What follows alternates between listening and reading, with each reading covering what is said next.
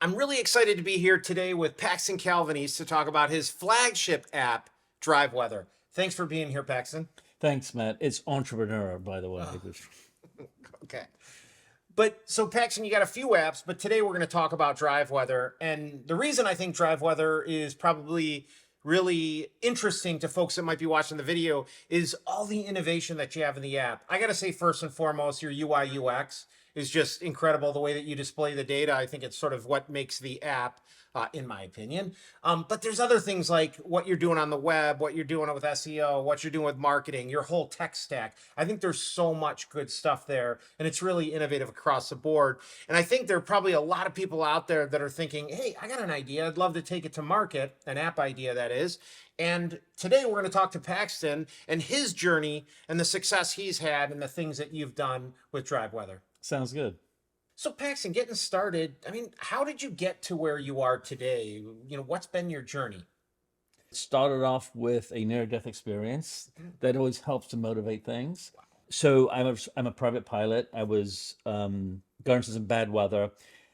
And part of flying is you have to check the weather. In a small plane, you're really susceptible to weather. You don't have all the things you could do with your jet. I don't have a co-pilot. I can't climb above the weather.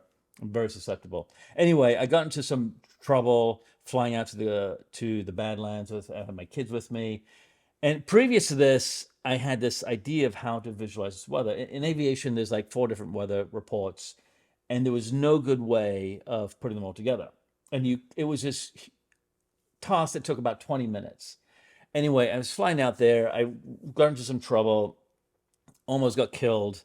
And then that was after that experience, I came back and I was like, okay, if I'm going to fly, I'm going to develop this app. That was it.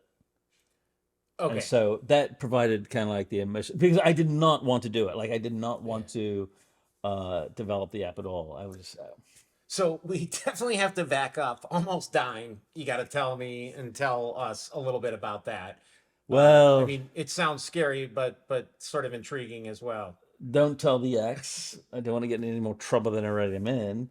But I was flying to the Badlands from Chicago. I checked the weather. You check it 3 or 4 days out because you just want to be sure of everything. It took a long time. It's a process by which you're checking times at different time zones, the weather, not just where you're going, but maybe an hour on each side of your route. You want to see what was coming. Right. And Just to be it, safe. yeah, and it's a lot of tedious work, which I was never good at tedious work. Um, and I thought it was all clear. We flew out about halfway through Iowa. I saw this cloud layer ahead. I'm like, oh crap, like so I was flying VFR, which means visual flight rules, which means you can't fly in the clouds. I'm IFR rated, but I just got my rating and I wasn't very confident in filing and Gotcha. doing all that. So I thought, so you have a choice. Do you go above the clouds or below the clouds? The last time I had this in this situation, it's happened a few times. I went above the clouds and I got into even more trouble. So I'm thinking I'm going below the clouds this time. And if things got bad, I could find an airport. There's tons of small airports around, land, wait it out. Yeah. So that was my calculation. I had to drop to about 1,200 feet to get underneath them. And then I am dropping a little bit low. They kept on pushing me down, and I'm probably down about 700 or 800 feet. So that's pretty dangerous because if there's a mistake or something happens, you have no time to correct it. You're very close to the ground, Hmm. right? So all of a sudden, I'm in the clouds. Like and so your VFR you can't see. And one of the things is you lose all spatial orientation. You don't know the horizon. Um, and so training kicks in, and you're trained to do a 180 get out. You're flying about 150 knots, and so you could outrun any weather. So I do 180. Kids are in the back, watching like Madagascar 2 on their iPads, and clueless. And it's okay because I'm trained and I know I'm nerve. It's like okay, game on, right? I expecting to get out of the clouds, find an airport and land. I cannot find my way out. Like I don't know why. You do a 180, you should be able to get out. Right. So what I suspected happened is I didn't go into like a wall of clouds, but they kind of descended Yeah. below. The atmospheric conditions changed where it just turned into moisture or something. I don't know. Then it's like, okay, now game really on.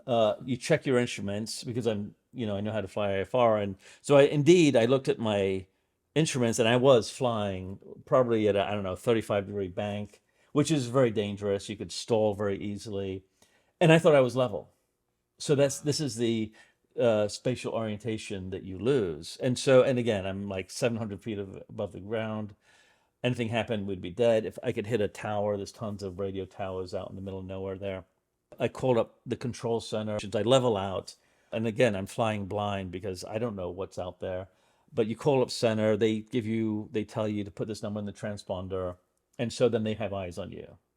And so at that point, you kind of feel relieved and safe. Then they tell you, to, okay, climb at this vector, at, up to 5,000 feet. And so we did that, and I got up to about 5,000 feet, and it was, and I felt right at 5,000 feet, we're right at the top of the clouds, bright blue sky, puffy white cloud. It was like this magical moment of, oh, yes, thank God. So it kept on flying a bit. Clouds all cleared up, and the Badlands directly below us around that. That was okay. I have to develop this app, Brilliant. and that was my first app. I have 3 apps. That was WX24 Pilot, which I since took off the market, but that was the first app that I did. And if it wasn't for that experience, I wouldn't have done it, to be truthful, because I just did not want to get back into software development. I was making plenty of money doing flipping homes.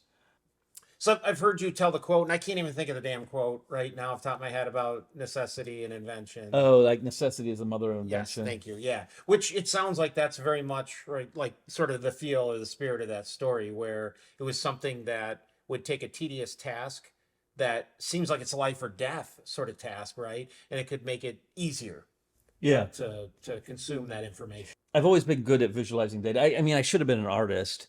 The weather is aviation weather is intricate. There's lots of detail in there, and it's like this alphanumeric coding. And so I was able to represent these 4 different reports, and it took that 20-minute process down to literally seconds Wow. for a whole trip.